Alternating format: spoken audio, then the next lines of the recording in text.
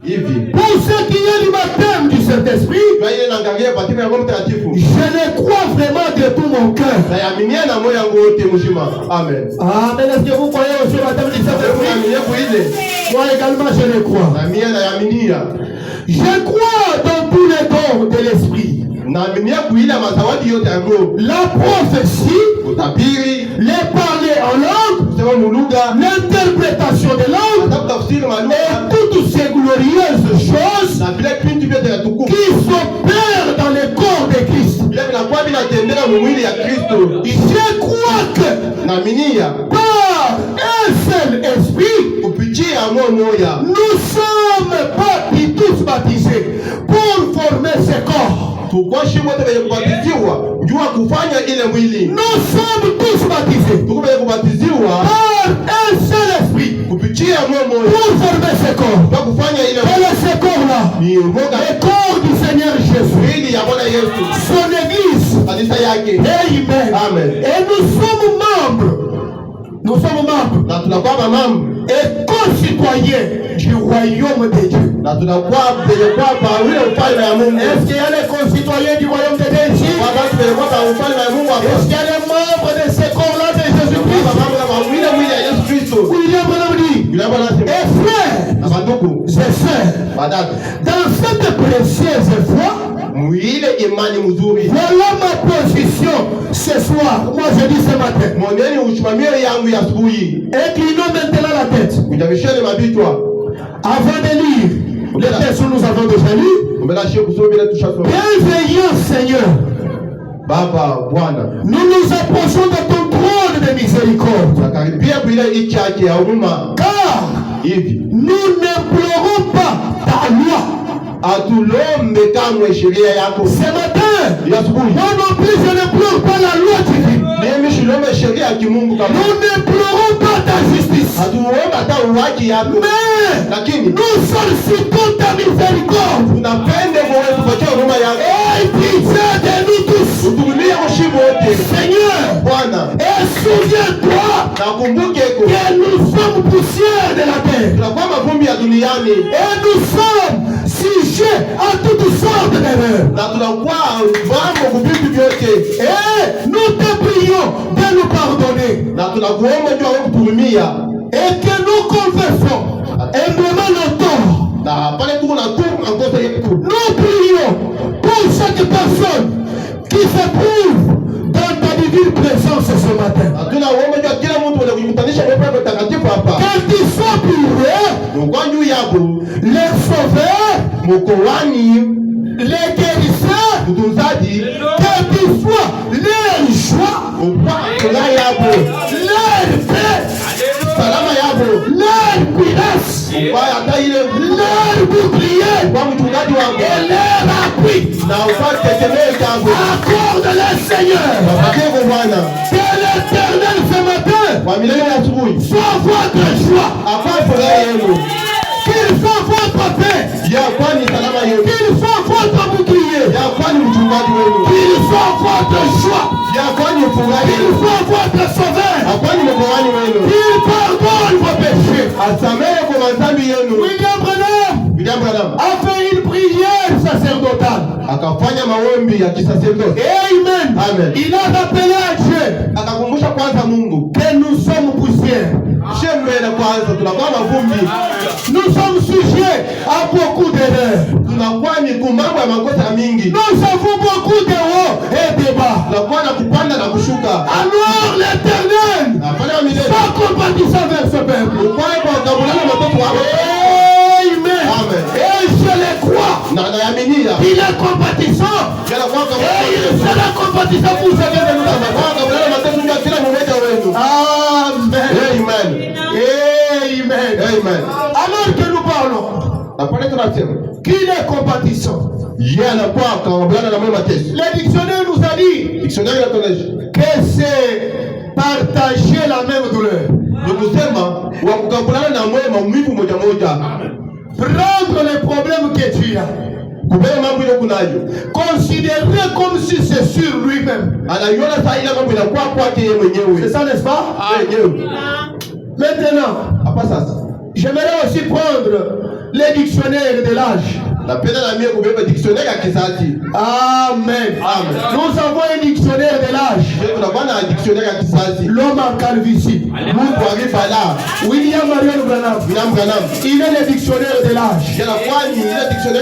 C'est lui qui peut donner les explications sur tous les mots-clés. Amen. Dans le message, la révélation de Jésus-Christ, 4 décembre 60. Je prie le Seigneur pour que je ne vous garde pas longtemps. Vous avez jamais fait beaucoup de remarques. Papa, tu commences à traîner. Oh, papa, alors je compte sur la grâce de Dieu pour ne pas vous garder très longtemps. Et priez pour moi pour que Dieu me donne assez d'onction pour que dans peu de minutes je puisse vous libérer. Alors au paragraphe 230, on me dit ceci. Le Saint-Esprit s'est divisé les jours de la Pentecôte. Vous le croyez? Amen. Dieu s'est divisé lui-même en ces jours-là. Vous connaîtrez que je suis dans le Père, que le Père est en moi, moi en vous, et vous en moi. Ces jours-là, le Saint-Esprit sera au-dessus de tous, en tous et parmi tous. Amen. Amen. C'est selon le Saint-Esprit. Le Saint-Esprit a le droit de se mouvoir où il veut. Amen. Amen. Ça, c'est la souveraineté, la libéralité du Saint-Esprit. Et nous avons vu les prophètes nous dire le vendredi que c'est ce Saint-Esprit qui est notre unique souverain sacrificateur. William Branham, c'est quoi être compatissant? Écoutez-les. Ou l'adoption 12 juillet 60. Où elle me dit ceci, au paragraphe 6. Avez-vous remarqué ce qu'il avait dit quand il avait été interrogé à ce sujet au verset 19? Quand vous allez lire Luc chapitre 5, lorsque Jésus a guéri l'homme là paralytique, c'est lui qui était à la piscine de Bethsaida. Alors il y avait beaucoup de gens qui étaient malades. Jésus, quand il est arrivé, il a guéri cet homme-là. Et les autres sont restés. Et Jésus s'en est allé. Alors les prophètes donnent une référence. La question a été posée à Jésus. Si vous lisez au Luc chapitre 5, le verset 19. Jésus a répondu, en vérité, je vous l'ai dit, le Fils ne peut rien faire de lui-même. Je dois entendre la main. Amen. Parce que quand il était venu, sa naissance virginale, c'était le Fils. Et le Fils doit être obéissant. Je ne peux pas agir si le Père n'a pas agi. En vérité, je vous l'ai dit. Le Fils ne peut rien faire de lui-même. Mais ce qu'il va faire au Père, le Fils aussi le fait pareillement. C'était la réponse de Jésus. Parce qu'on pouvait les blâmer. Toi qui dis que tu es amour, Banapaswa kumwonyesha wewe mwenye kusema kuna mapendo. Comment est-ce qu'il y a beaucoup de gens qui sont malades mais tu guéris un seul et tu t'envoies? Mnaona kama kuna kwa watu wengi magonjwa mais unatuza moja na unenda. Jésus était obéissant à son père. Yesu alikuwa wakutii kwa baba yake. J'ai besoin d'entendre un amen. Amen. William Branham dit, cet homme ici, Jésus l'avait guéri, c'est parce qu'il avait eu la vision du Père. Yesu alimfunza mvule ya kwa na uonyo ya baba. Amen. Amen. Branham dit, être compatissant. Mwenye kwa kukabulana mateso. Kuwa wa kukabulana mateso. Être compatissant. Kuwa wa kukabulana mateso. C'est faire la volonté de Dieu. Ni kufanya mapenzi ya Mungu. Donnez-moi un amen. Amen. Être compatissant. Mwenye kwa kukabulana mateso. C'est faire la volonté de Dieu. Ni kufanya mbele kwanza mapenzi ya Mungu. Et c'est ce qu'un véritable chrétien. Donc kila Mkristo wa kweli. Un véritable chrétien. Kristo wa kweli. Un compatissant. Anafanya kukabulana mateso. Un véritable chrétien. Kristo wa kweli. Il fait la volonté de Dieu. Eko anafanya ile mapenzi ya Mungu inasema. Et vraiment beaucoup de gens confondent. Na watu wa mingi wanakuwa na mamvuruku. Les mots compatissant. Il est msemo compatissant. Et ce qu'on appelle la compassion. Na ile vinasema compassion. Ou la sympathie. Na ile wanakuwa vinasema sympathie. La sympathie, c'est les sentiments que vous avez lorsque vous voyez quelqu'un avec un problème. Inakuwa ni kuchemuka kule mnakuwa na pale mnaona mtu mwenye kwa na mambo. Je dois entendre amen. Amen. Quand tu vois un frère qui a un problème qui le dérange, une sœur qui a un problème qui la dérange. Kama unaona ndugu mwenye kwa na mambo, dada mwenye kwa na mambo. Quand tu dis yo Buluma, Branham dit ça c'est la sympathie. Ile Branham anasema inakuwa ni kuchemuka. Buluma tu. Amen. Mais la compassion, lakini ile compassion est différente. Inakuwa ya kuacha. Et la sympathie. Na ile ya buluma. La sympathie. Ile buluma. Quand je vois les problèmes sur quelqu'un, cela reste sur lui. Et moi je peux tout simplement m'étonner. Amen. Amen. Mais la compassion, c'est prendre ces problèmes-là, les considérer comme miens. Voilà pourquoi Branham dit, ce qui faisait que dans mes réunions, il y avait des succès. C'est parce que moi, Branham, quand j'ai pris pour un malade, je prends la place de cette personne-là malade. Ici, il ne sympathie pas. Ici, il fait la compassion. Il est compatissant. Prenons la place de quelqu'un d'autre. Si vous voulez que votre prière ajuste sur ton prochain, prenez sa place. Parce que quelqu'un a un problème, il te dit que mon frère j'ai un problème. Prenez ces problèmes-là comme si ça y est sur toi-même. Quand tu vas prier, tu seras sincère avec Dieu. Et les résultats seront très grands. Mais le problème c'est quoi? Nous sommes devenus l'équipé Yayo. Ça ne me concerne pas. C'est son problème. On n'est pas compatissant. Mais ce matin, je crois qu'il y a une puissance qui peut faire de toi, qui peut faire de moi compatissant. C'est le Saint-Esprit dans nos cœurs. Quand le Saint-Esprit est dans nos cœurs, nous devenons compatissants. La Bible dit, Jésus-Christ a fait de nous un royaume des sacrificateurs pour Dieu. J'ai besoin d'entendre un amen. J'ai besoin d'entendre un amen. Jésus a fait de nous un royaume des sacrificateurs.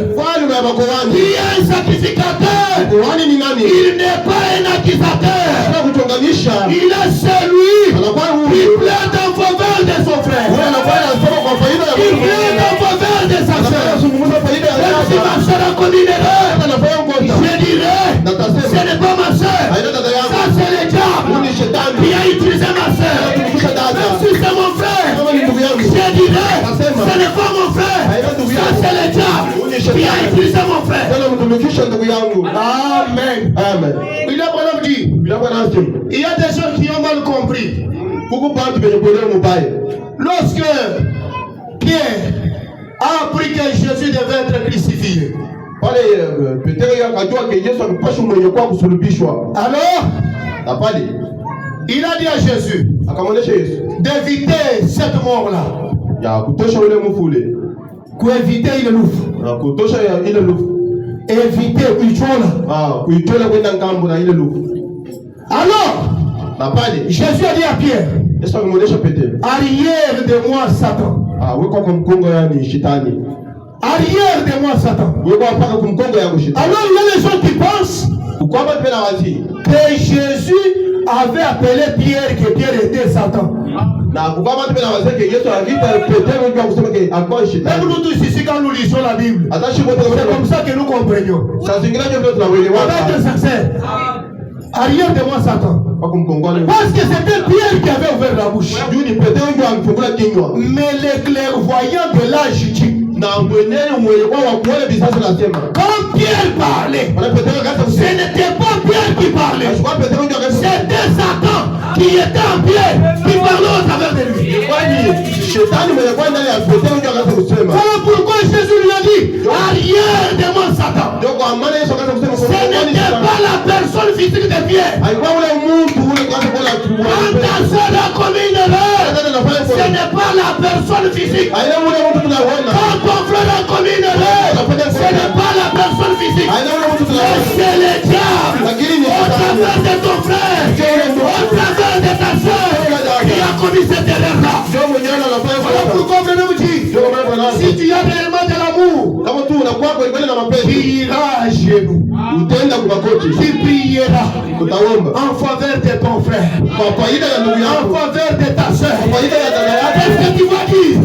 Oh Dieu, Oh Mungu, pardonne mon frère, umhurumie ndugu yangu, pardonne ma soeur. umhurumie dada Il yangu. n'avait pas l'intention de faire ceci. Bwana ile kuchukua kwa C'est le Bwana diable ni shetani, qui agit au travers de lui. ndio anatenda kupitia C'est le yeye. diable Ni shetani, qui agit au travers ndio d'elle. anatenda kupitia dada. Laissez-moi te dire, Nataka nikueleze, ce qui peut te faire agir de la sorte, kufanya utende vile ce n'est que l'amour agapao. ni mpaka ile mapendo akapaa. Amen. Amen. Ce n'est que le Saint-Esprit dans les cœurs. Kama mtakatifu ndani ya Et moyo, si tu n'as pas le Saint-Esprit, kama unaenda kwa mtakatifu, tu vas même écrire dans ton agenda. utaandika na mashada yako. Il a fait. Yeye anafanya. Je ne lui parlerai plus jamais. Sitamsumbukishaka tena. Mais si le Saint-Esprit Na kama Roho Mtakatifu était en toi, yuko ndani yako, tu n'accuseras pas ton frère. hautakuunganishana kama ndugu Je yako. t'entends bien, amen. Napenda kushika amina. Je t'entends bien, amen. Napenda kushika amina. Il est compatissant. Anakuwa ni wa kukabulana mateso. Il est compatissant. Anakuwa ni wa kuchukua Il prend la place des autres. yeye anachukua fasha mtu mwingine. Il prend la souffrance des autres. Anabeba mateso ya watu wengine. Amen. Amen. Laisse-moi te dire, Unataka nikueleze. seul le sang d'Abel Mpaka ile damu ya Abel peut accuser quelqu'un. Yesu kuchonganisha kaida. Donnez-moi un amen. Sauf le sang d'Abel Mpaka ile damu ya Abel peut dire à Dieu, inaweza kuonyesha Mungu. Caïn m'a tué. Kaina ananyua. Mais nous, Lakini shi nous n'avons pas le sang d'Abel. hatuna damu ya Abel kama. Donnez-moi un amen. Amen. Nous avons le sang de Jésus. Tunakuwa na damu ya Yesu. Et que fait le sang de Jésus? Na damu ya Yesu inafanya nini? Le sang de Jésus Damu ya Yesu prie pardon. inakuwa inalalamika huruma. Regardez ce sang. Mwenene ile damu Quand cela est en Étienne, pale kwa ndani ya Etienne, pendant qu'on lui jetait des cailloux, kama hata kupiga majibu, pendant qu'on le tuait, kama hata kumua. Étienne dans ses douleurs, Etienne il a dit, maumivu oh Dieu, anasema wewe pardonne-le, unamwambia baba, pardonne-le. Ne nous crois pas ile mama que mmoja Jésus avait tenu à la croix. ile Yesu akashika kumsalaba, Le même sentiment blanchiment. Quand tu mets le Seigneur Jésus, laissez-moi te dire, lorsque le Saint-Esprit est en toi, tu ne peux pas prier que le feu consume ta soeur. Amen. Tu ne peux pas prier que le feu consume ton frère. Quand ton frère, son entreprise tombe en faillite, il a fait montrer beaucoup. Ça c'est quoi? C'est le sang d'Abel. Amen. Mais le sang de Jésus est compatissant. Amen. Le sang de Jésus crie miséricorde. Je dois entendre un amen. Amen. J'ajoute un deuxième témoin sur être compatissant. Ce qui veut dire le mot compatissant. Vous me dit dans les messages, n'ayez pas peur, c'est moi. Prêchiez le 14 avril 61 au point 67.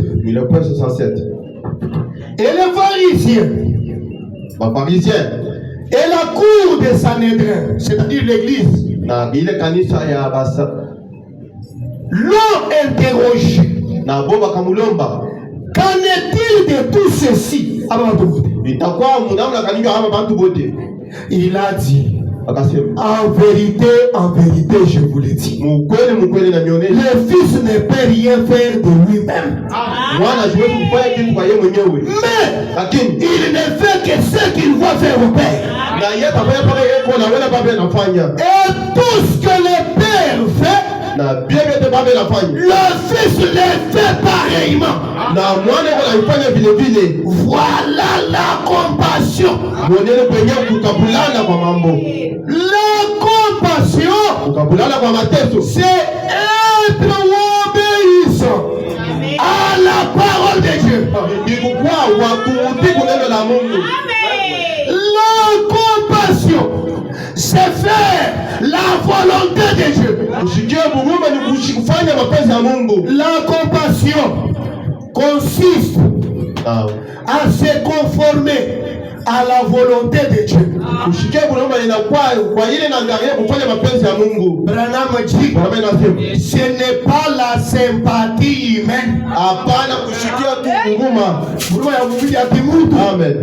mais la compassion. Wow, ce sont deux mots totalement différents.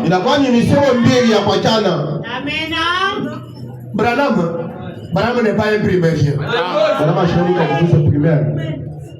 Parce que même nous, malgré mon diplôme, moi j'ai un diplôme. Je ne connaissais pas la différence entre la compassion et la sympathie. Mais Branham dit, c'est deux mots totalement différents. Il y a cet homme qui peut voir les choses de telle manière si ce n'est que Dieu lui-même.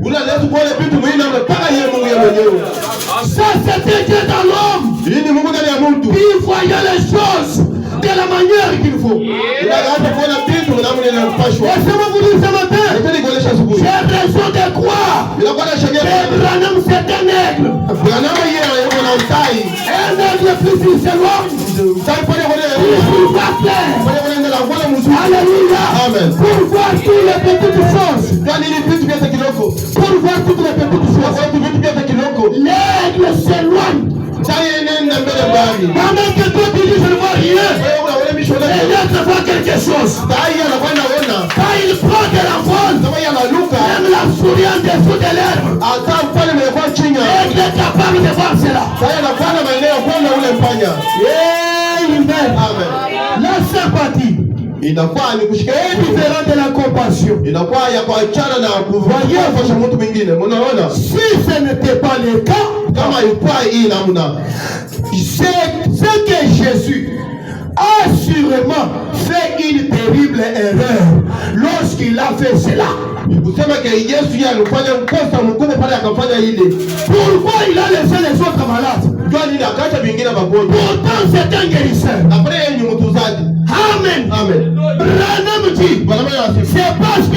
compétition. Ni juu ya kwa kuchukua nafasi ya mtu mwingine. Mais il ne veut pas la sympathie. Lakini ashukua na huruma. Et la compassion.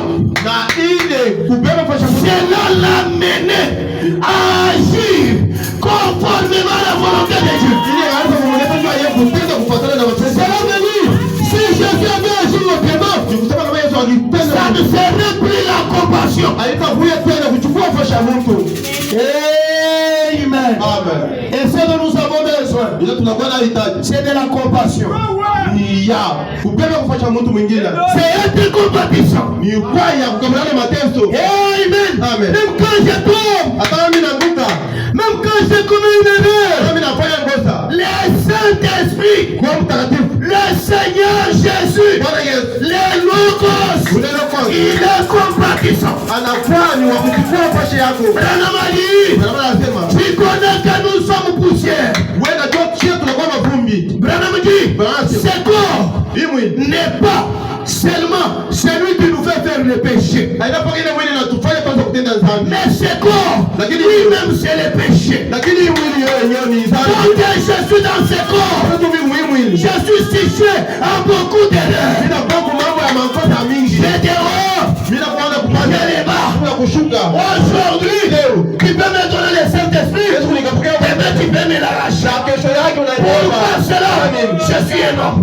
Yuko mtu Un homme est fait de haut et de bas. mtu mwenye kufanya Un ufanye homme est sujet des erreurs. kwa kwa mambo tu Mais ce dont j'ai besoin, na ile inakuwa ce kuhitaji n'est pas les regards des hommes. haina kwa kuangalia kwa bantu. Ce que moi je veux, Ile mimi napenda c'est la compassion. inakuwa ni kuchukua La pasha, compassion du Saint-Esprit. kuchukua ile pasha ya mtu Quand il me regarde, kama inaniangalia il peut me dire, Yesu sema malgré tes erreurs, kama kosa yako malgré tes échecs, hata kushinda kwangu malgré tes hauts et tes bas, kwenda kwangu na je kushinda t'aime toujours. na kupenda kabisa. Je t'aime toujours. Kupenda kwa kila Et mara. qu'est-ce qu'il me dit? Unaniambia nini? Viens, venez à moi. Kujeni kwangu. Venez à moi. Kuja kwangu. Même si vos péchés Hata kama madhambi yenu sont rouges, siku mekunda comme cramoisi, kama zi. moi l'éternel, je les rendrai plus blancs que de neige. Kwa ile ya neige, amen. Amen. Vous savez pourquoi nous tombons? Unajua njoo nini tunaangukaka? William Branham dit, Jambo la hivyo nasema. en venant sur la terre, Wakuja tu pa hii dunia. notre manière de venir Namna yetu tu ya kuya. et la manière que Jésus était venu sur la terre, Na namna ile Yesu akakuwa hapa dunia. c'était des manières différentes. Ni vitu viwili vya kuachana. Donnez-moi un amen. Amen. Jésus, Yesu avant de venir ici, kumbele yeye kuja hapa. il est passé par la théophanie. Akapitia mwili ya kufanana. Théophanie. Mwili ya teofani. Ah. Théophanie, c'est quoi? Teofani ni nini? C'est le corps de Dieu. Ni mwili ya Mungu. Avant qu'il ne naisse, Kumbele yeye il est kuzaliwa. passé par cela. Akapitia kwa ile. Branham dit, Branham anasema. quand nous sommes venus sur la terre, Pale shetu akuya hapa duniani. on n'est pas passé par la théophanie. Akapitia kwa teofani kama. Nous avons contourné la théophanie. Shiye tukatoa teofani. Branham dit, voilà pourquoi nous tombons. Branham anasema kama bado Nous tunaanguka. nous élevons. Na Nous tunashona. tombons encore. Tunaanguka tena. Parce que nous avions contourné la théophanie. Shiye tunatoa ile teofani. Et Branham dit, Na Branham anasema. Dieu nous comprend à cause de cela. Mungu yeye tueletu kupitia ile.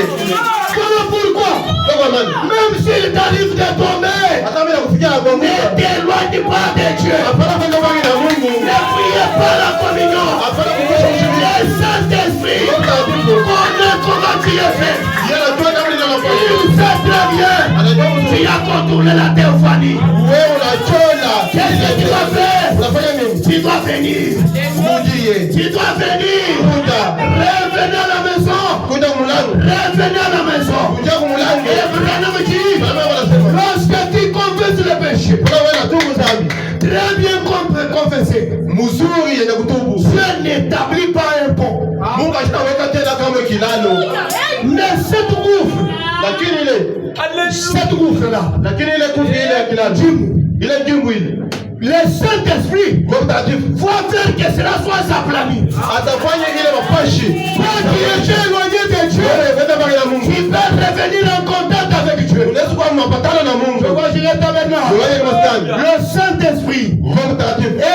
compatissant. Le Saint-Esprit connaît tes douleurs. Le Saint-Esprit connaît ton problème. Il est celui qui partage le chagrin que tu as. Il t'arrive de te poser des questions. Est-ce que moi ici Dieu me connaît? Tout ça à cause de la souffrance. Est-ce que moi ici je suis un fils de Dieu? Hier j'ai menti. Ce matin en venant à l'église, j'ai escroqué. Moi ici, je suis une fille de Dieu. Moi ici, je suis très commun. Je suis une radiodiffuseur. C'est moi qui connais tous les problèmes du quartier. Est-ce que je suis réellement une fille de Dieu? Laissez-moi te dire, Branham dit, tout homme qui vit sur la terre, quelles que soient ses conditions d'échec, il reste toujours un fils de Dieu. Oui, ma soeur, c'est la vérité. Même si tu es tombé 80 fois dans ton cœur, il y a toujours quelque chose qui réclame Dieu. C'est cette chose-là qui fait que tu sois une fille de Dieu. Parce que les autres, depuis qu'ils sont tombés, mais pourquoi toi tu n'as pas la paix? Je dois arranger cette chose. Comment est-ce que je peux me fâcher contre ma soeur à l'occasion de rien? Oh, elle m'a boudé. Est-ce que réellement elle m'a boudé? Bon, même si elle m'a boudé, qu'est-ce qui était arrivé à ma soeur pour qu'elle puisse me bouder? Alléluia. Amen. Mais les autres n'ont jamais eu ces sentiments. Mais c'est la différence. C'est la différence. Est-ce que le frère peut me donner la main? Amen. Amen. Amen. Amen. William Branham dit ceci. Il dit, la sympathie et la compassion, c'est deux mots totalement différents. Si ce n'était pas le cas, Jésus a sûrement fait une terrible erreur lorsqu'il a fait cela. Vous voyez? Vous devez donc comprendre que Christ, combattissant, il a guéri aussi chacun de vous. J'allais entendre un peu mon amen. J'allais entendre un peu mon amen. Branham te dit, Christ, les compatissants, a guéri chacun de vous.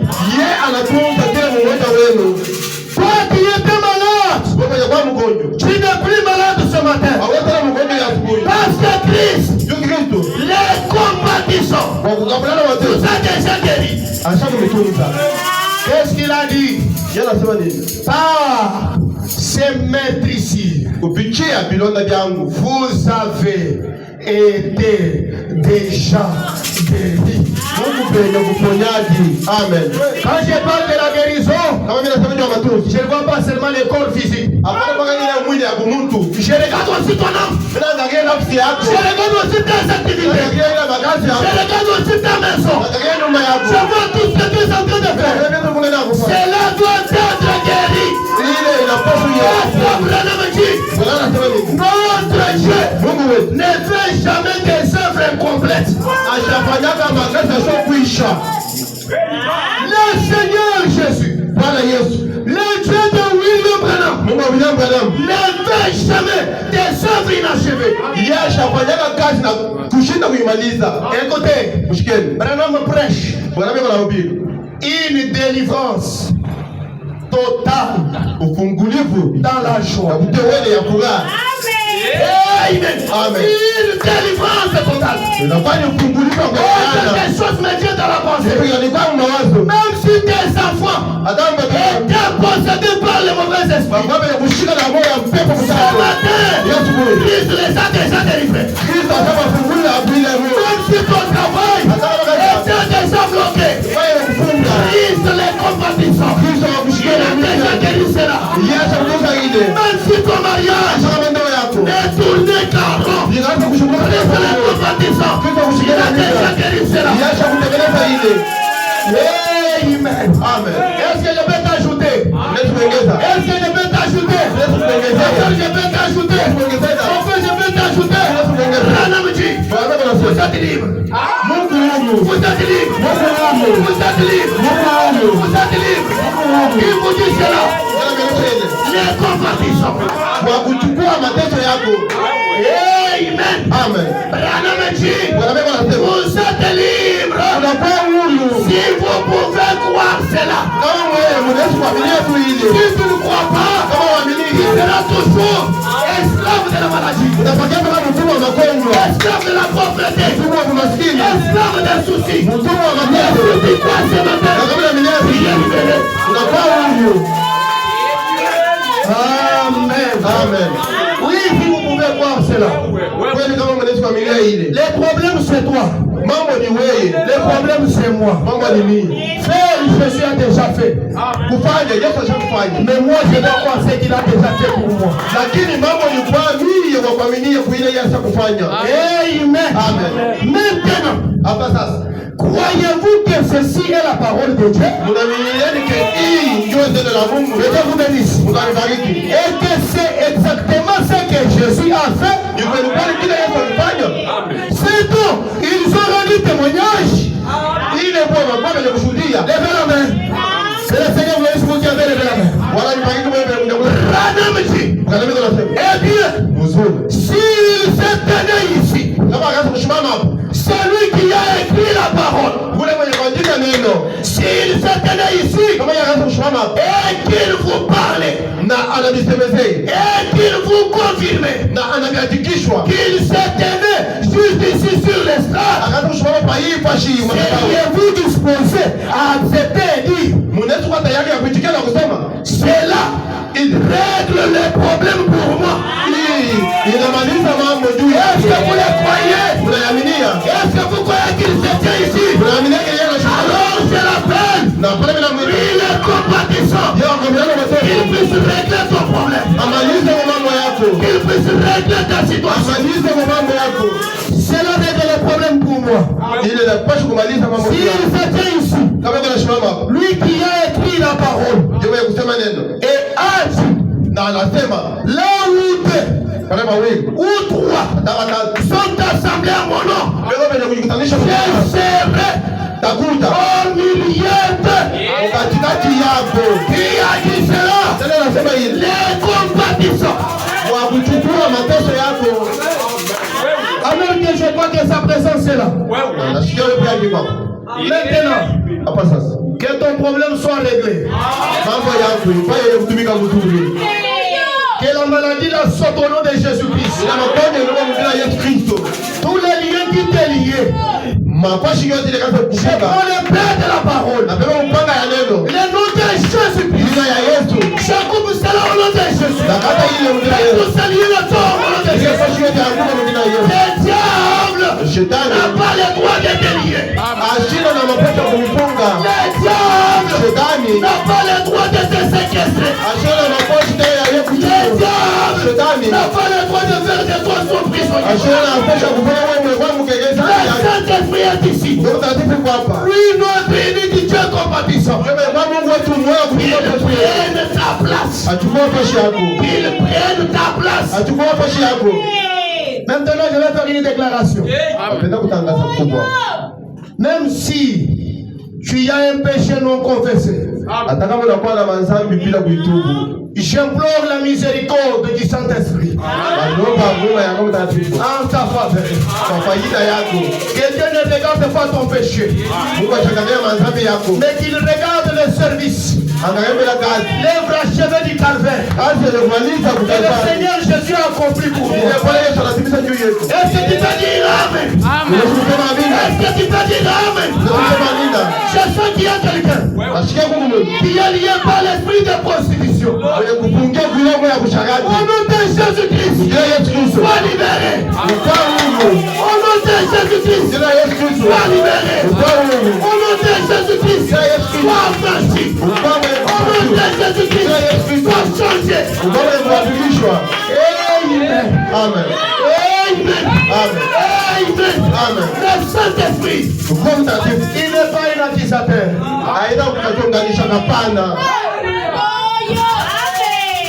Amen. Amen. Laisse-moi te dire, même si tu n'as pas la foi, ce matin, je sens que Dieu peut agir même si tu n'as pas la foi. Donnez-moi une citation. Là où la Vierge d'Aaron avait écrit. Pour que cela réfléchisse. Alléluia. Donnez-moi une écriture. Laissez-moi te dire ce matin. Il est compatissant. Amen. Qu'il te touche. Qu'il prenne l'incrédulité que tu as. Qu'il ramène cela à Satan. Ton cœur, c'est la place de la foi parfaite. Et la foi parfaite, c'est le Saint-Esprit. Alors que le Saint-Esprit entre en toi. Amen. Amen. Amen. Amen. Que sa lumière s'élève sur toi. Que sa puissance agisse sur ta vie. Alléluia. Amen. Amen. Même si vous vous retrouvez dans des situations compliquées, peut-être tu commences même à te dire, c'est comme ça que vivaient tous les membres de ma famille. Ils souffrent toujours de ceci. Ils sont toujours sujets à ces problèmes. Laisse-moi te dire, parce que tu es dans la famille de Jésus-Christ, la famille H, A, M. Il est Jamaya H. Au nom de Jésus-Christ, que ce que tu veux là puisse s'arrêter au nom de Jésus-Christ. Amen. Amen. Oui, si vous acceptez, cela règle les problèmes. Si vous acceptez, cela te transforme. Amen. Amen. Dans le message, Hébreux chapitre 2, deuxième partie, 81. Je descends jusqu'au 86. William Branham dit ceci. Écoutez. Oh là là. Oh là là.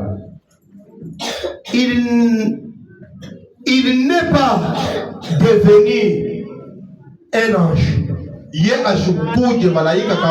Amen. Amen. Amen. Bon, l'homme était tombé. Il allait devenir un ange pour faire quoi? Il n'est pas devenu un ange. Mais qu'est-ce qu'il est devenu, frère Branham? Alléluia. Il est devenu postérité d'Abraham. Donnez-moi un amen. Et nous, vous parlez? Faites comme moi. Et nous, étant morts en Christ, c'est alors que nous sommes la postérité d'Abraham. Donc penye pale shie tunakuwa ni uzao ya Ibrahimu. Tu es déjà mort en Christ. Wewe ushakufa ndani ya Kristo. Si tu es déjà mort en Christ, Wewe ushakufa ndani ya Kristo. tu es la postérité d'Abraham. Tunakuwa ni uzao ya Ibrahimu. Amen. Branham dit. Bwana mimi anasema. Et nous sommes héritiers selon la promesse. Na tunakuwa wakurithi kufuatana na malako. Voyez, Unaona? il n'a pas pris la forme d'un ange. Ashukubeba tena umbo wa malaika kama. Pardonnez-moi. Nihurumie ko. Branham dit. Bwana mimi anasema. Il n'a jamais pris la forme d'un ange. Ashabebaka kama umbo wa malaika. Il n'est jamais devenu un ange. Hata yeye mwenyewe ashakuyaka malaika. Donnez-moi un amen. Amen. Il est devenu un homme. Ye akakuya mtu. Vous comprenez cela? Taelewa ile. La postérité d'Abraham. Uzao ya Ibrahimu. Le souverain sacrificateur Mkoani mkubwa doit être choisi du millier de ses frères. anapaswa mwenye kuchakuliwa katikati ya mandugu yake. Si Jésus Kama Yesu était devenu un ange, alikuja malaika, il ne serait pas pour nous un souverain sacrificateur. ashitakuyaka kama njuu yetu. Mkoani mkubwa. C'est biblique et c'est branhamique. Amen. Amen. Il n'est pas devenu un ange. Yashukuja kama malaika.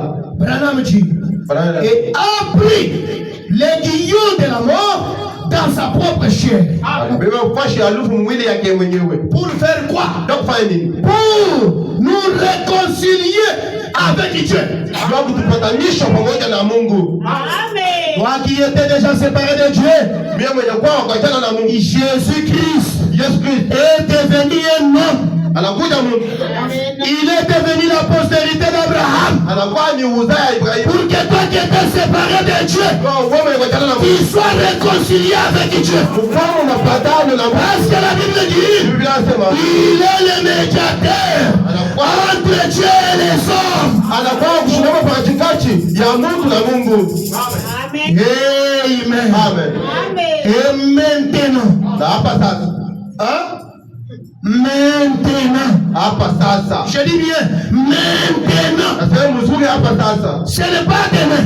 Haina kesho. Maintenant, Hapa sasa. il est assis là Kwa mwenye kuikala kule. pour agir Ndio kutenda. comme intercesseur. Ndio kutenda sawa kuzungumza makoshi yako. Jésus, Yes. c'est lui qui n'avait pas pris la forme d'un ange. Unachukubeba umbo ya malaika. C'est lui qui est devenu la postérité d'Abraham. Unaka kwa uzao ya Ibrahimu. Maintenant, Hapa sasa. il est assis là. Yeko mwenye kuikala kule. Assis où? Mwenye kuikala. Devant le trône de Dieu. Mbele ya ile kicha hii ya Mungu. Comme notre intercesseur. Sawa kutusumbushia. Comme notre avocat. Sawa kutusambia shida. Comme notre souverain Kama mkoani sacrificateur. Yesu mkoani mkubwa. Il est assis là Yeko mwenye kuikala pale. pour agir Kwa kutenda. comme intercesseur. Sawa kutusambia. Branham dit, Bwana Mungu anasema, oh, comment pourrions-nous rejeter cela, mon ami? Munamna gani tunaweza kukatala ile rafiki yangu? Pourquoi tu rejettes cela? Kwa nini unakatala ile rafiki? Écoutez, Mshikeni. en conséquence, Kwa ajabu. il a dû être rendu semblable en toutes choses à ses frères. Yukwaya kufanana kwa vyote kwa ndugu yake. Anabeba mwili ya kufanana na bandugu yake. Amen. Mubitu vyote. Amen. Afin qu'il fît un souverain sacrificateur. Kumwisho pale anakuja mkoani mkubwa. Amen. Amen. Miséricordieux Mwenye kwa et fidèle. na mwenye kwa kumkonga neno lake. Jésus Yesu est fidèle. anakuwa ni kumkonga neno Si lake. vous le croyez, dites Amen. Au naamini sema amina. Si vous le croyez, dites Au Amen. naamini sema amina. Il est fidèle Yeye abakieni kumkonga neno lake. dans le service de Dieu Kukazi ya Mungu. pour faire l'expiation du péché. Jua utufanye ukombolevu ya dhambi. Pas le péché de Jésus, Hapana dhambi ya Yesu. mais le péché du peuple. Dhambi ya taifa yake. Maintenant, Sasa assis là. Comme intercesseur. Comme intercesseur. Comme intercesseur. Pour faire l'expiation du péché du peuple. Parce qu'il est endormi. Laissez-moi te dire.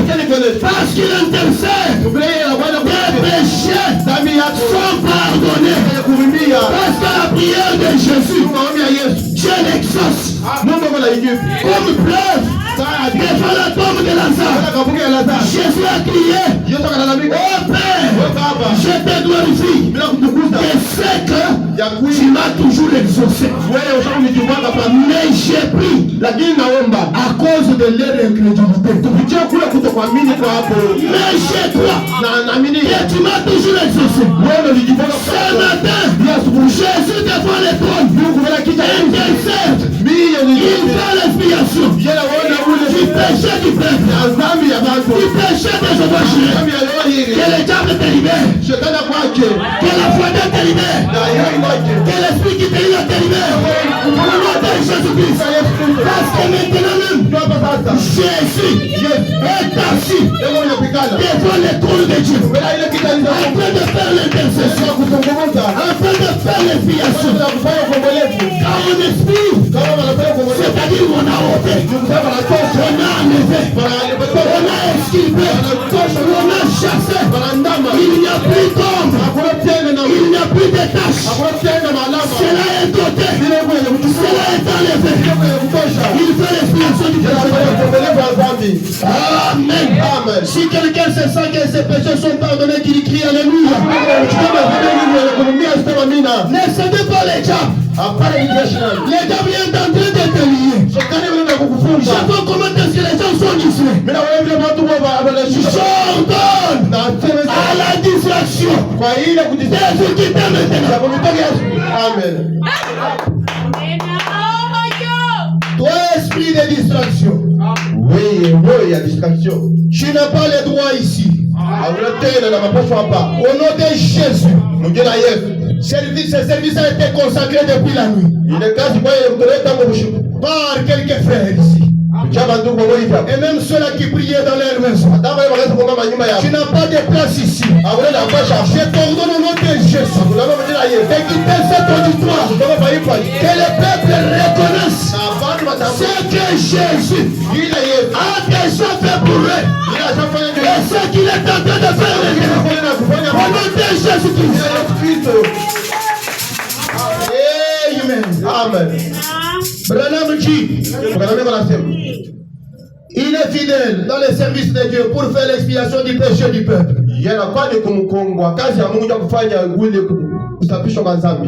Branham dit, pour qu'il soit réconciliateur. Mtu anaishi. Jésus fait l'expiation du péché du peuple. Je remplace X par sa valeur. Jésus fait l'expiation du péché de Jéhovah Jireh. Pour devenir réconciliateur. Ce matin, moi je crois qu'un péché peut être réconcilié avec Dieu. Donnez-moi un amen que j'appelle. Donnez-moi un amen que je prêche. Donnez-moi un amen que j'ajoute. Je crois qu'un ivrogne, ce matin peut être réconcilié avec Dieu. Amen.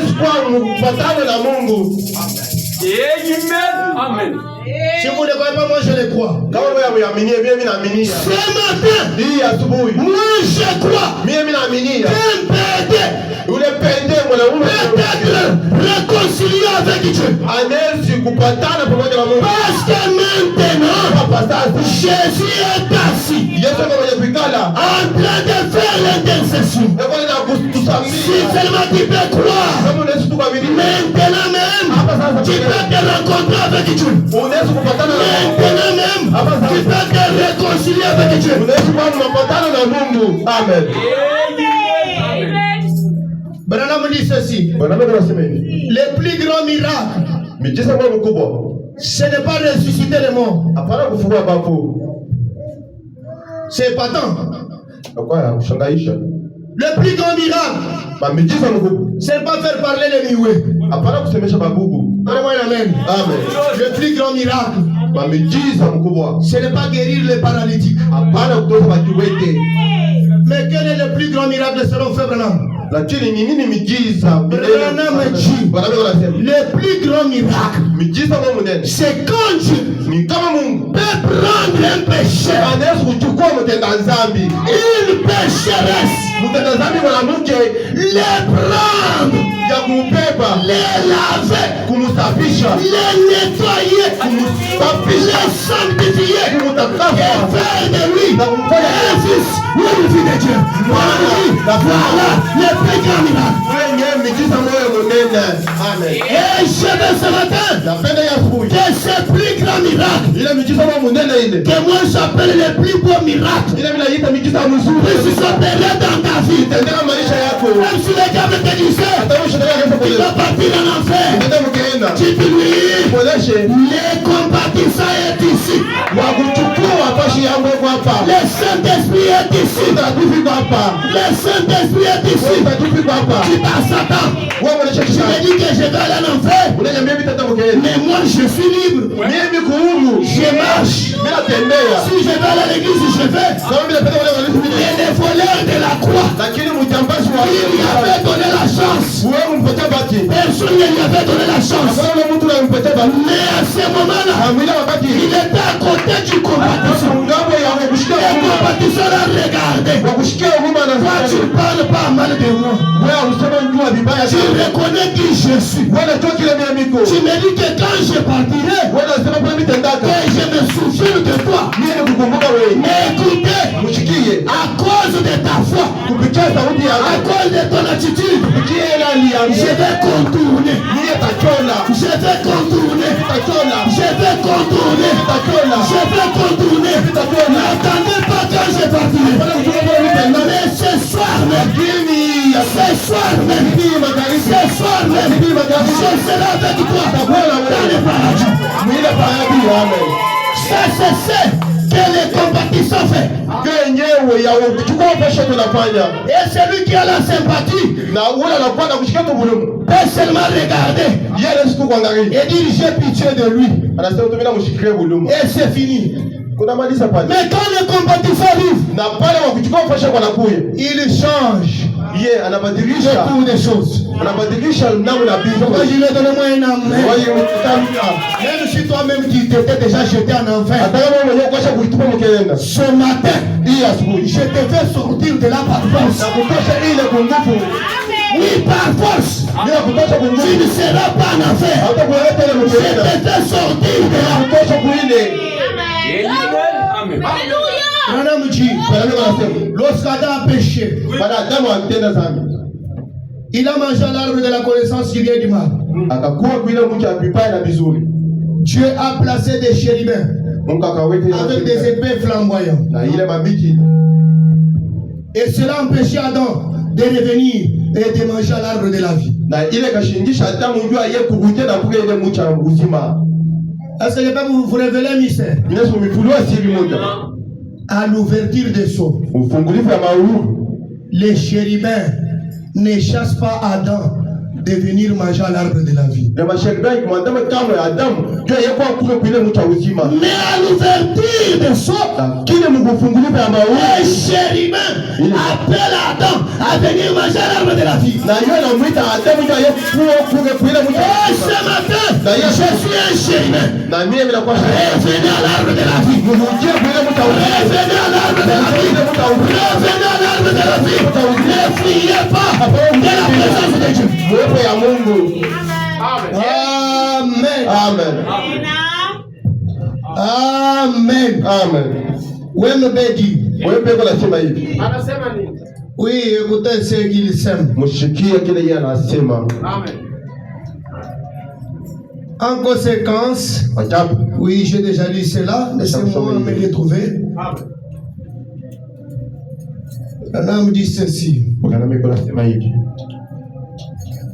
Il fait l'expiation du péché du peuple afin qu'il soit réconciliateur. Amen. Voyez, il y avait inimitié entre Dieu et l'homme. Kutokupatana katikati ya Mungu na mtu. Kutokupatana baba. Kutokupatana katikati ya mtu na Mungu. Il y avait kuyaka l'inimitié. Kule kutokupatana entre Dieu kwa Mungu et l'homme. Na mtu. Qui a créé cette inimitié? Ni nani ule akaumba kule kutokupatana? Ce n'est pas Dieu. Haina Mungu. Amen. Amen. Le diable est venu. Shetani anakuja. Et va écouter. Adam a suivi. Adam a anafuata. Et il y a eu l'inimitié. Na kunakuwa kutokupatana. Dieu aussi le regarde. Mungu kumbiko anaangalia. Mungu mwa imeo l'alliance. Dieu yenye kazi yangu yenyewe. Ça c'est Adam. Huyu Adam. Celui que Dieu dit de dominer. Ule mwenyewe ndio mmeonyesha tawala. De régner. Ya kutawala. Il commence à me fuir. Anataka kunikimbia. L'inimitié totale. Nakuwa kutokupatana kwa peleana. Adam, où es-tu? Unakuwa wapi? J'ai entendu ta voix Nikisikia sauti yako qui parcourait les jardins. ile kaanza kusema mashamba. Et je me suis caché. Na mimi mwenye kufichama parce que je suis nu. Ndio shina mavazi.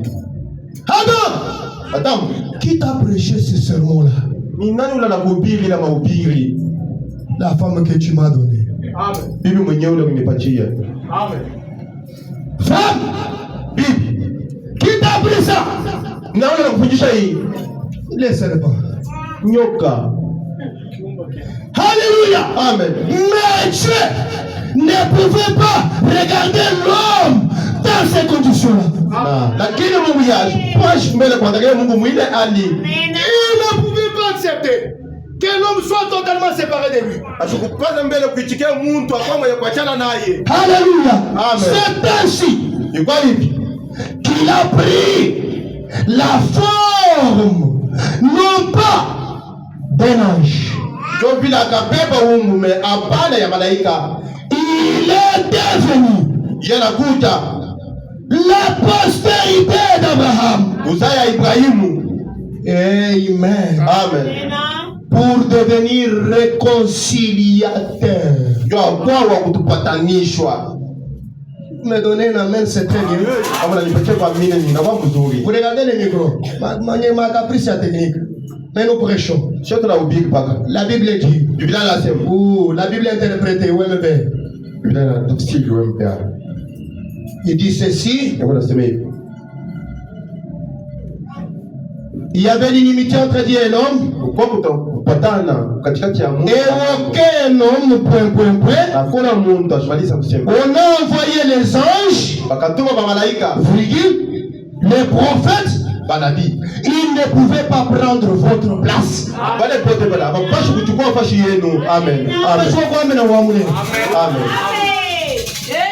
On a envoyé les anges. Ça, ça me fait pas bien. On a envoyé les prophètes. Aucun d'eux ne pouvait prendre votre place. Jean avait raison de pleurer. Amen. Amen. C'est le diable qui nous dérange, nous prêchons. Il ne pouvait pas prendre votre place. Branham dit parce qu'il devait prier pour eux-mêmes. Il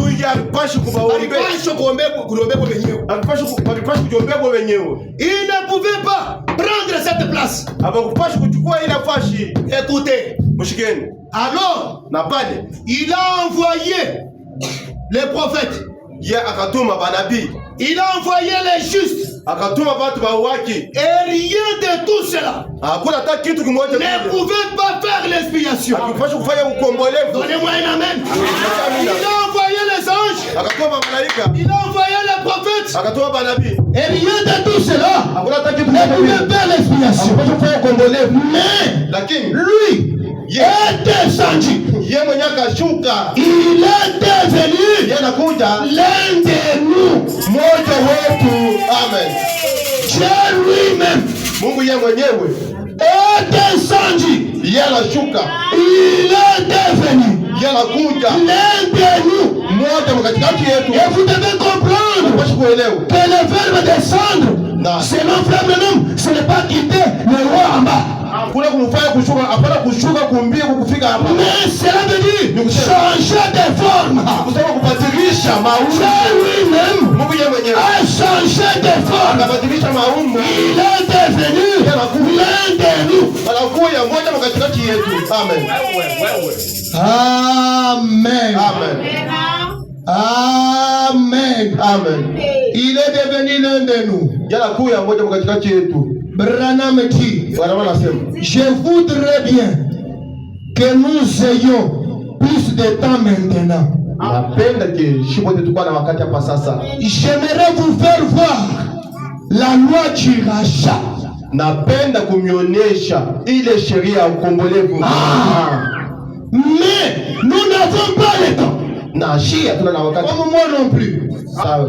Mais prenons juste un instant. Na tupende kwa tumuda. C'est Henri de Naomi Rita na Naomi. que nous trouvons une très belle image de cela. Ndio tunapata picha mzuri ya kweli. Si vous voyez là, Kama unaona pale. la réconciliation, Patana. la façon dont ça s'est passé, Na mwenye kazi kupitikana. c'est ce que le propriétaire de bien, Ndio yenyewe mwenye kwa yeye mwenye kushika vizuri. le propriétaire terrien du terrain, Mwenye kwa mwenye kushika ile fashi. l'homme qui devait racheter les biens perdus et déchus, Mtu anakupashi kukomboa vizuri bila kupotea. devait être Anapashi kui. apparenté à la personne qui avait perdu ses biens. Anapashi kwa wa kupata yeye Est-ce que vous me comprenez? kupata vitu vyake. C'est lui qui doit racheter. Ule anapashi kukombola. Il doit être Anapashi kuya. de la même famille Wa mjamaa moja moja. avec celui Na qui ule. a perdu les biens. Ule anapoteza tena vizuri vile. Et dans la forme de la colonne de feu, Na Mungu agusa la moto. Dieu n'était pas de la même famille de l'homme.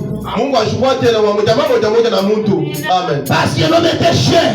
Ndio mtu yakwa mwili. Alors, Na pale. pour que Dieu devienne Ndio Mungu kuja. de la famille de l'homme, Wa mjamaa ya mtu. qu'est-ce qu'il a fait?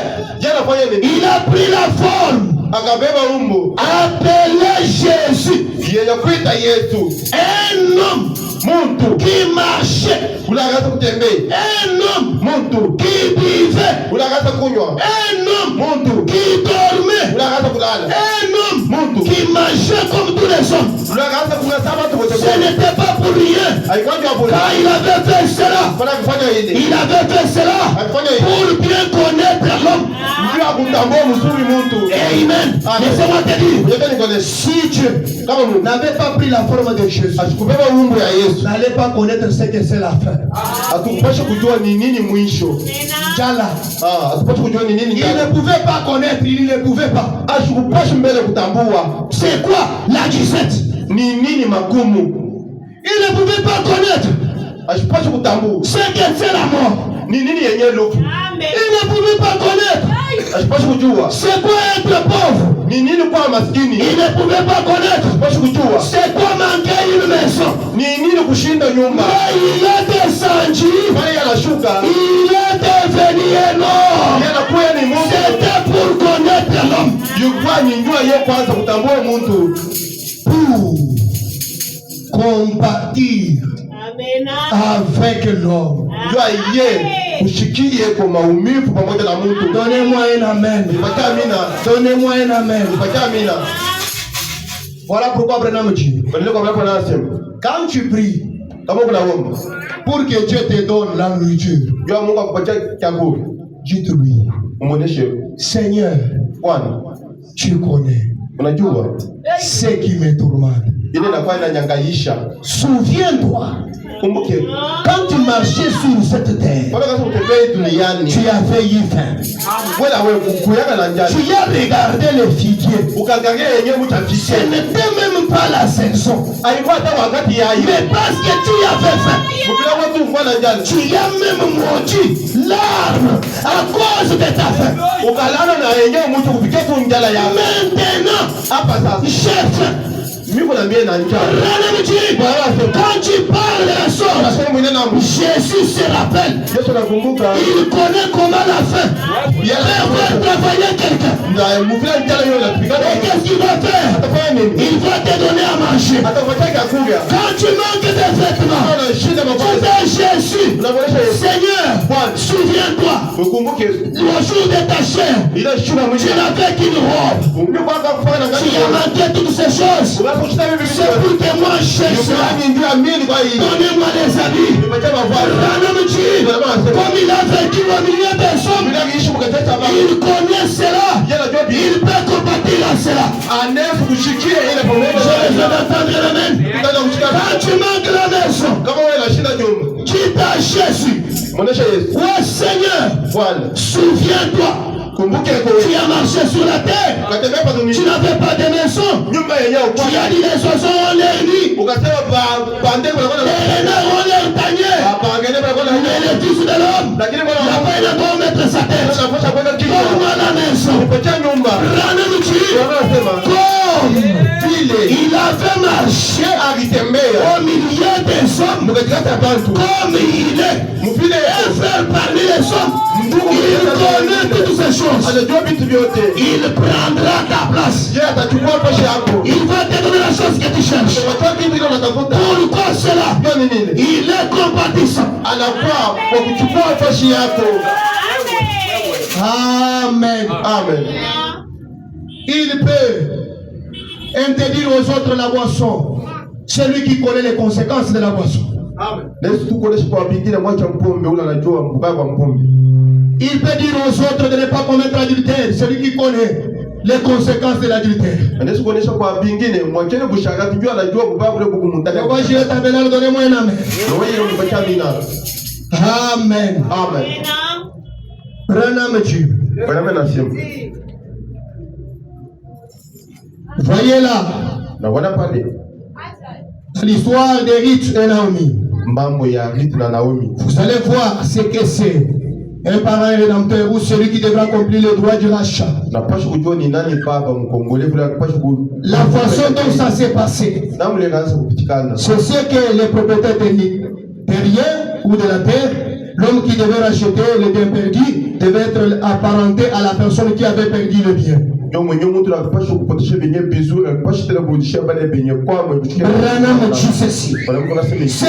ça que Boaz devait être un était un parent rédempteur, un parent de Naomi. Ce qui lui a permis d'obtenir Ruth et qui est Boaz. Qui peut me répondre?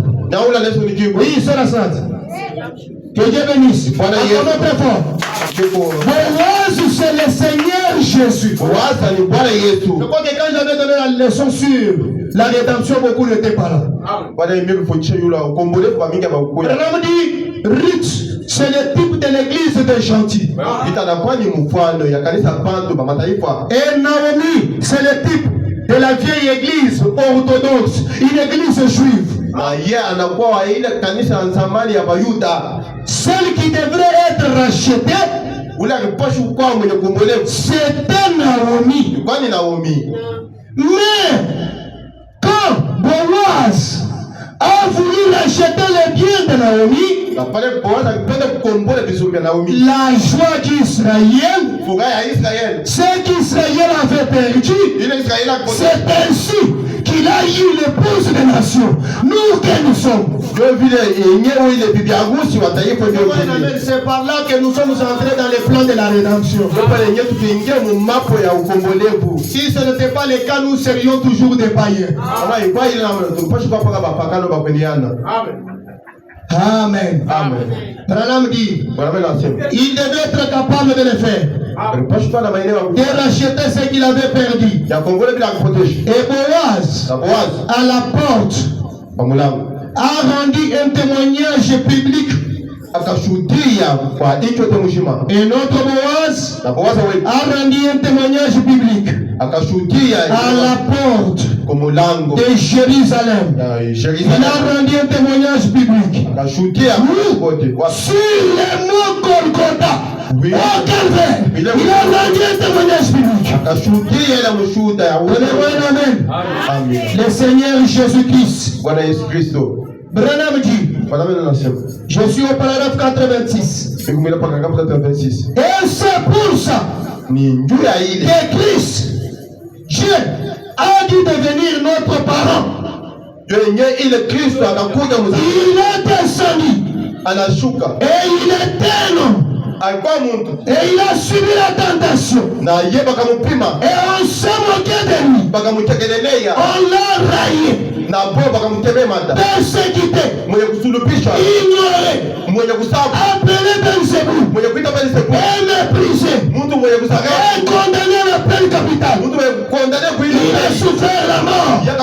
Voyez, il fallait qu'il soit notre parent. Il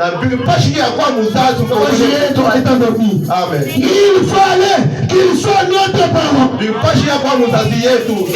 fallait qu'on l'accuse faussement. Parce qu'on vous accuse faussement. Il fallait qu'il soit malade. Parce que vous êtes malade. Jésus a été accusé. Parce que vous vous êtes accusé. Il est devenu malade. Parce que vous vous êtes malade. Amen. Quelqu'un vous êtes. Il fallait qu'il soit malade. Parce que vous êtes malade. Il fallait qu'il porte les péchés. Parce que c'était vos péchés. Vous ne comprenez pas. C'est ça la compassion. C'est ça être compatissant. Porter les péchés. Non pas ses péchés à lui.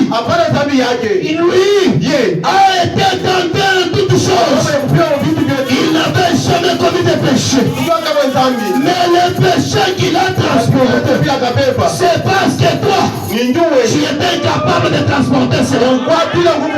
C'est parce que toi, tu étais incapable de te sauver. C'est parce que toi, tu ne pouvais pas devenir un être. C'est parce que toi, tu ne pouvais pas te sauver par ta justice. Il a transporté tes péchés.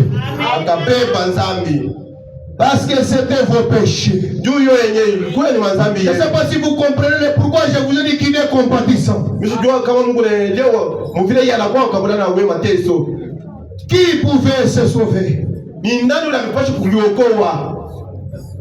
Qui pouvait faire quelque chose pour sauver son prochain? Laissez-moi te dire. Pendant même que tes parents ne pouvaient pas te supporter, tes péchés sont tellement nombreux. On ne peut pas supporter ça. Il y a même des seuls qui ont été chassés à la maison par leurs parents. Toi, tu as beaucoup d'erreurs. Quitte de chez moi. Mais Jésus, il ne t'a pas chassé. Malgré le péché, malgré le sauveur, lui t'a dit, donne-moi tes péchés, moi je vais les transporter. Qu'est-ce que Jésus fait? Jésus veut que tu sois à l'aise. Que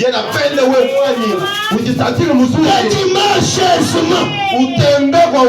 Que tu sois sans péché. Amen. Prenez mon fardeau. Car ce jour est léger. Venez sans moi. Vous tous qui êtes fatigués et Même si vos péchés sont rouges, je les rendrai plus blancs comme de la neige. Comme David a dit, l'Éternel, il est celui qui pardonne tes péchés. Qui pardonne toutes tes iniquités. Amen. Amen. Amen. Amen. Amen. Il a transporté tes péchés. Ye akachukua madhambi yako. Oui, je vais gérer. Kweli ile. Jésus, Yesu a porté tes péchés. ye akabeba mizigo yako. Si quelqu'un dans cette salle se sent que ses péchés sont sur Jésus, qu'il me donne la main. Kama mtu eko paipa anashikia ke madhambi yake yula Yesu anipatia amina. Branham dit, Branham anasema il fallait qu'il devienne parent. bikipashi ye akuje muzazi. C'est en revêtant une chair semblable à celle du péché, en devenant l'un de nous. Mwenye kuja mwenye kubeba mwili ya kufanana na dhambi, mwenye kuja mmoja wetu. C'est ainsi qu'il a payé le prix.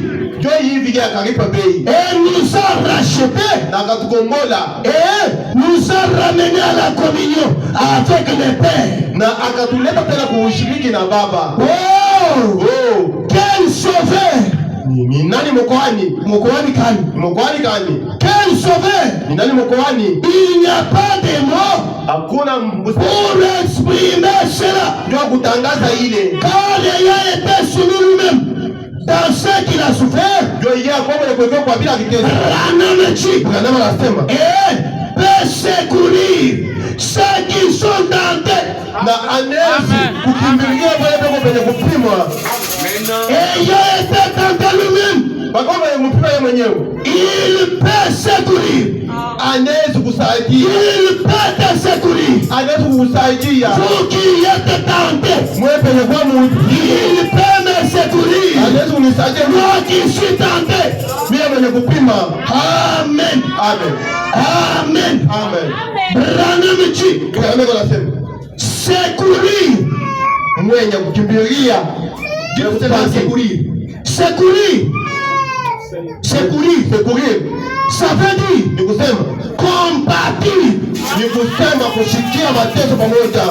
Quand nous disons Sauti anasema que Dieu, Mungu l'Éternel, wa milele il est le secours anakuwa ni kimbililio qui ne manque jamais kila kishindwake dans le temps de la détresse. wakati ya mateso. Ça veut dire Inakuwa inasema il est notre compatissant. anakuwa wa kuchukua mamizigo yetu pamoja naye. Donnez-moi un amen. Tupatie amina. Donnez-moi un amen. Tupatie amina. Il est notre secours. Anakuwa ni kimbililio Et kwetu secourir na kutukimbilia. fait dire notre compatissant. Anakuwa ni wa kushikia maumivu yetu pamoja naye. La raison pour laquelle Ndio kwa sheria il a devenu cela. yanakuwa ile. Branham dit, Branham anasema c'est pour pouvoir ni ndio kufanya être compatissant envers vous. ni ndio kwa wa kutushikilia kwa pamoja Je kumoja. vais te dire ceci. Napenda kueleza hivi. Quand tu es malade, Kama kumgonjwa c'est Jésus ule Yesu qui se sent beaucoup plus malade que toi. yeye kushikia mgonjwa kabisa kukushindia wewe. Comprends pas. Wewe ushikie. Jésus Yesu te connaît mieux que toi-même. anakujua kukushindia wewe mwenyewe. Amen. Jésus connaît ce qu'il te faut. Yeye anajua kile kinapaswa. C'est lui qui connaît. Wewe anajua. Là, il faut toucher Pale panapaswa kugusa. pour que la situation marche. Ndio mambo kutembea. Jésus connaît ta difficulté Anajua plus que toi-même. kushindia wewe mwenyewe. Jésus connaît tes organes Anajua mapigo plus yako. que toi-même. Kushindia wewe Tu mwenyewe. peux être ici Unaweza kuya avec tes organes malades na mapigo yako et tu mgonjwa. ne sais pas. Na ujue Mais Jésus lakini Yesu connaît. anajua. Jésus connaît. Anajua. Il est ton secours. Anakuwa kimbilio yako. Voilà pourquoi il est dit dans la Bible, Ndio maana anasema Biblia il n'y a pas kuyakuyaka un seul de vos cheveux hata moja ingele yenu qui peut tomber de votre tête ili leswangoma kichwa kenu sans que moi l'Éternel ile mimi wa je milele le sache. bila kuijua. Tu sais ce matin, Amen. Quand tu peignais les cheveux, tu y as perdu des cheveux. Mais toi-même, tu ne connais pas. Mais le Dieu d'Abraham, il connaît. Amen. Pourquoi il connaît? Parce qu'il est compatissant. Il est celui qui a la situation sous contrôle. J'ai besoin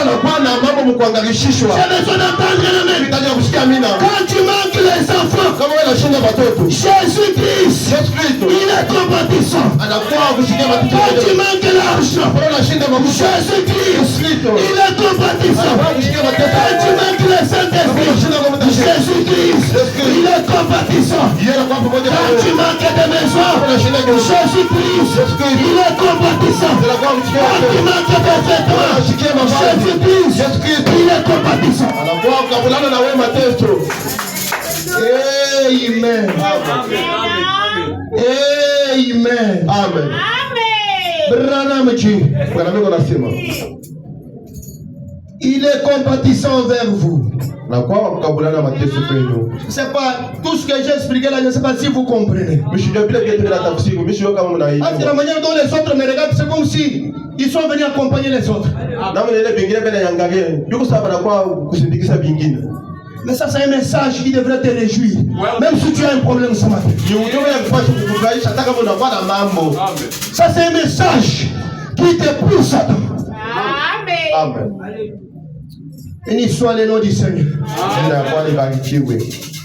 Amen. Amen. Branham dit,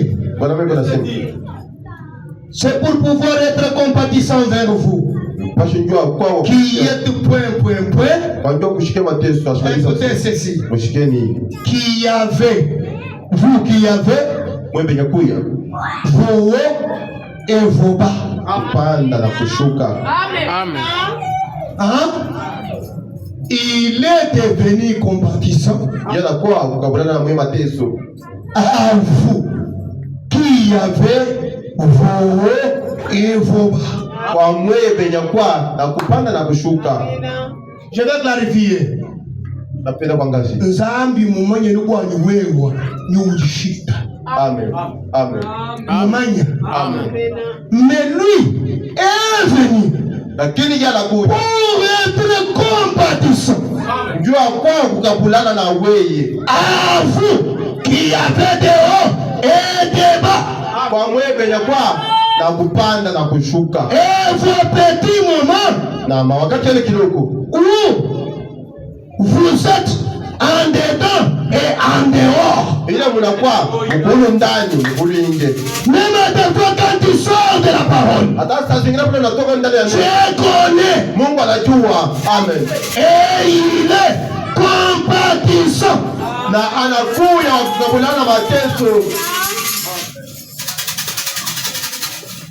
Branham dit, vous qui avez, où vous êtes en dedans et en dehors, et où vos tentations deviennent si fortes que vous avez du mal à les supporter. Ils n'ont pas compris. Quand toi tu dis que Imatesu inanipita pale, Yesu ashakuyu anapenda kukusaidia na yeye anasema ile mateso wewe hauwezi kuivumilia. Amen. Amen. Amen. Je me rappelle pour nous qui étions au village, il y a ce qu'on appelle, je ne sais pas en français, on appelle Ndouka. Papa dit seulement tout ça, c'est en français. Vous voyez, quand la souris fait, je ne sais pas, son trou, il fait un grand trou là. Toi, quand tu viens, tu commences à creuser. Mita mubamba. Mita mubamba. Tu graisses. Unachungula. La souris n'a pas seulement fait ce trou là. Il a un autre trou là où il doit sortir. Plus tu graisses, plus lui est en train d'avancer. Tu termines le trou. Pourtant quand il était en train, tu avais vu. Mais il est déjà sorti. Branham dit, à chaque épreuve, Dieu a toujours une issue. À chaque tentation, Dieu a toujours une porte de secours pour toi. Dans chaque maladie, Dieu a toujours la guérison. À chaque problème, Dieu a toujours la solution. Et la solution, c'est ça l'issue pour la sortie. Dieu connaît et les problèmes qui t'arrivent, tu ne peux pas supporter cela. Alors, pour que tu ne puisses pas relier la foi, il a fait pour toi une issue. Qu'est-ce qu'il a fait faire cela? Parce qu'il est compatissant.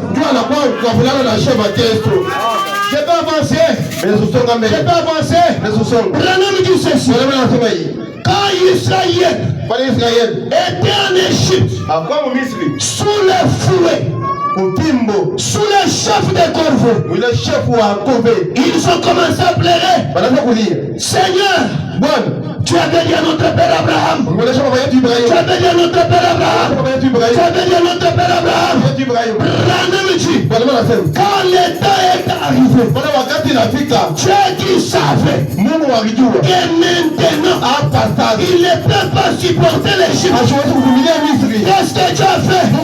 Dans sa compassion, il a pourvu Moïse pour que Moïse soit pour eux un libérateur pour les faire sortir du pays d'Égypte. Qu'est-ce qui a fait faire cela? C'est la compassion. C'est la compassion. C'est la compassion. C'est la compassion. C'est la compassion. Amen. Supportez-moi, je termine. Je termine ici. Est-ce que vous êtes là? Est-ce que vous êtes là? Dans le message, Hébreux chapitre 2, troisième partie. Hébreux chapitre 2, c'est pas des cas capirés. Tradition, la voix de Dieu. Oui, la tradition, la voix. 78. 78. Je finis par 84. On va dire ça par 84. Branham dit ceci. Branham y a la tolérance. Tous qu'ils demandent. Dieu te bile à la lomba. Bile à la lomba. Laisse-les simplement là. Oh, pas de tout beau, pas de panier. Il est notre souverain sacrificateur. Qui est ici, qui sait ce que vous ressentez.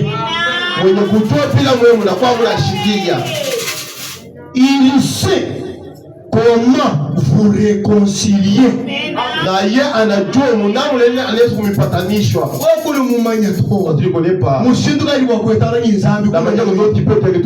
le Saint-Esprit, le souverain sacrificateur, il est ici. Lui sait comment te réconcilier. Il connaît. C'est un stratège. Il connaît comment parler à Dieu pour que Dieu t'écoute. Je le répète bien.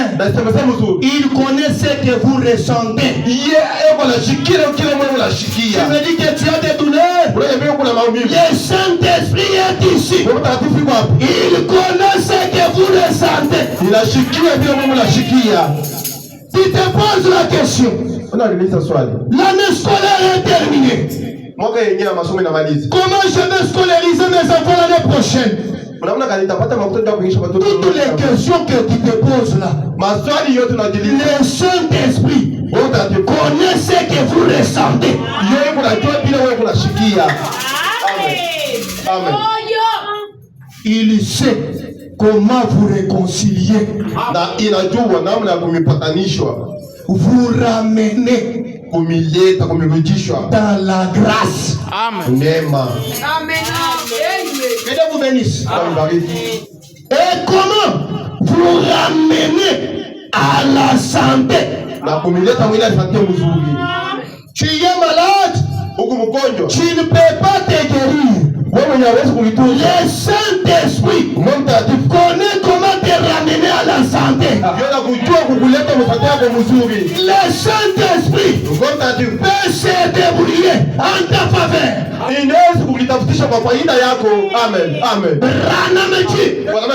Il est au courant de tout. Amen. Voilà pourquoi moi je crois qu'aucun sorcier ne peut pas m'ensorceler. Amen. Je crois comme cela. Il est au courant de tout. Il est au courant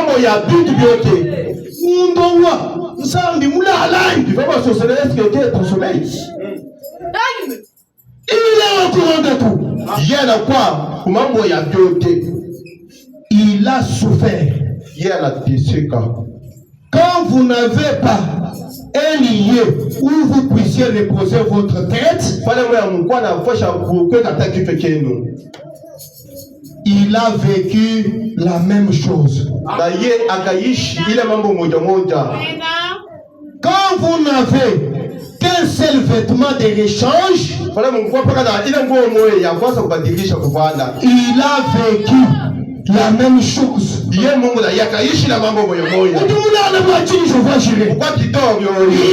compatissant. Quand vous n'avez qu'un seul habit, laissez-moi te dire, lui a souffert pour qu'il connaisse mieux ce que tu souffres maintenant. Il n'avait qu'un seul robe pour connaître la souffrance, le manque d'habits que tu as maintenant.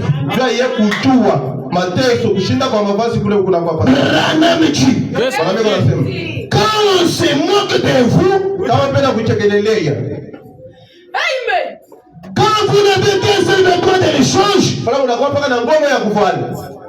quand on se moque de vous, quand vous persécutez, il a vécu la même chose. Amen. Écoutez maintenant. Autrement dit, il peut protéger cela, aider cela, rendre cela, être compatissant envers eux. Anaweza kumitunga pale, anaweza kukinga tena pale, na anaweza kuwa wakushikia maumivu pamoja na wewe. Tous ceux qui ont des problèmes, Wote wenye kuwa na mambo, tous ceux qui sont dans le manque d'habits, wale wote wanajikutanisha bila mavazi, tous ceux qui n'ont pas la bonne santé, wale wote ambao hata na santia kawaida, Jésus peut vous aider. Yesu anaweza kunisaidia. Amen. Écoutez, si tu te sens que toi tu n'as pas besoin de rien, la porte est ouverte, tu peux sortir. Ce matin, j'ai besoin des gens qui ont besoin de la compassion de Jésus. Amen. J'ai besoin des gens qui ont besoin que Jésus les vienne en aide, qu'il puisse les secourir. Il peut aider ceux-là qui ne peuvent pas s'aider.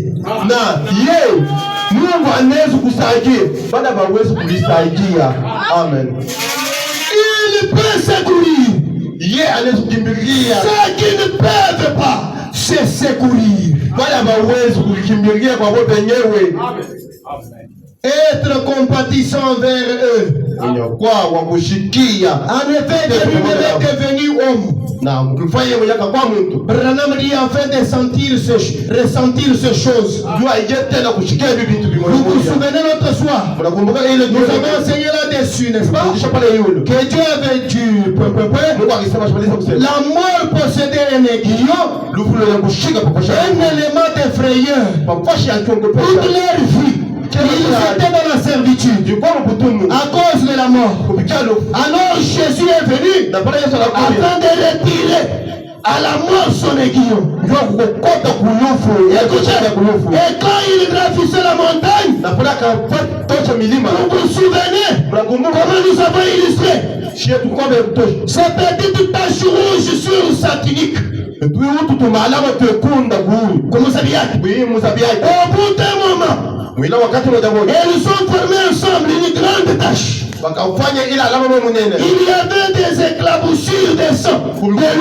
Son petit corps frêle ne lui permettait plus d'avancer. Il est tombé. Écoutez, Simon de Cyrène, l'homme des couleurs, l'homme des couleurs l'a aidé à transporter sa croix. En montant sur la colline.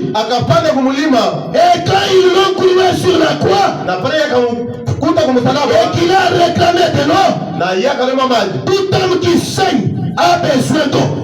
Vous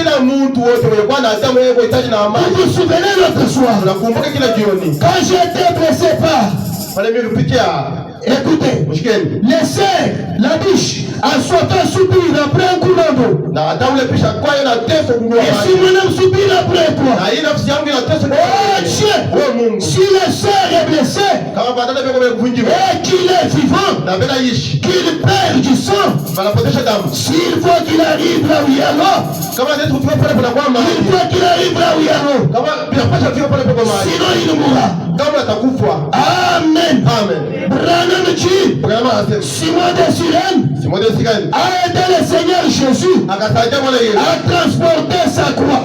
Il avait eu la compassion pour Jésus. Voilà pourquoi Branham dit, lorsque tu as un problème, je m'adresse à vous les hommes des couleurs. Je m'adresse à vous la race noire. Quand vous avez un problème, tu t'adresses, Seigneur, souviens-toi quand tu allais à la croix, quand tu allais sur la montagne de Golgotha pour l'être crucifié.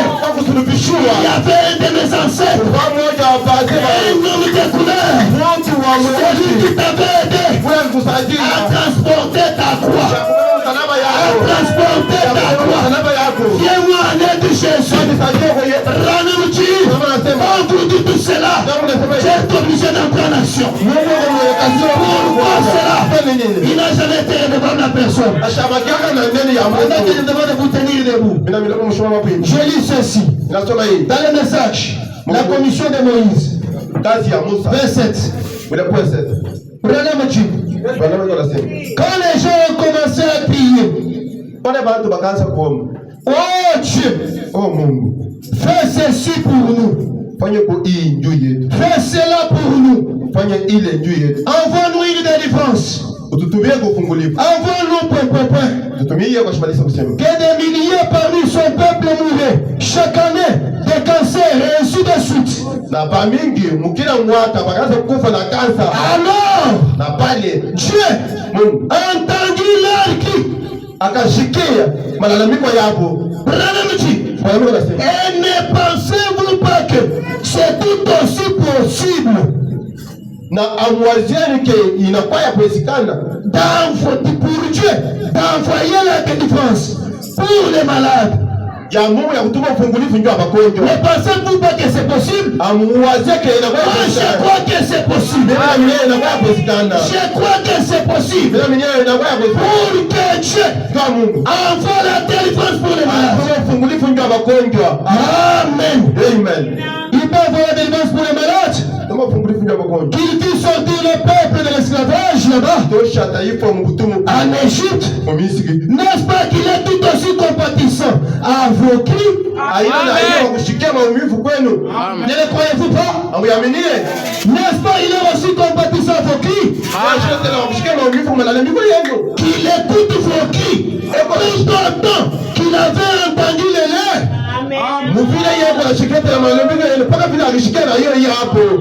Il a promis que dans les derniers jours, il aurait une église et que ceci les suivrait. N'est-ce pas vrai? Bien. Ne pensez-vous pas que nous sommes au dernier jour? N'est-ce pas maintenant les temps où ces choses doivent arriver? Eh bien, elles sont là. Nous y sommes. Branham nous dit Amen. Elles sont là. Vous les verrez. Elles sont là. Vous les verrez. Dieu est compatissant envers vous, comme il l'a été envers les enfants d'Israël là-bas en Égypte. S'il avait entendu leur cri ce matin, il va entendre ton cri. Ce matin, il va t'exaucer. Ce matin, il va te donner la solution. Ce matin, il va te guérir. Ce matin, il va te baptiser du Saint-Esprit. Amen. Amen. Amen. On va nous donner un cantique.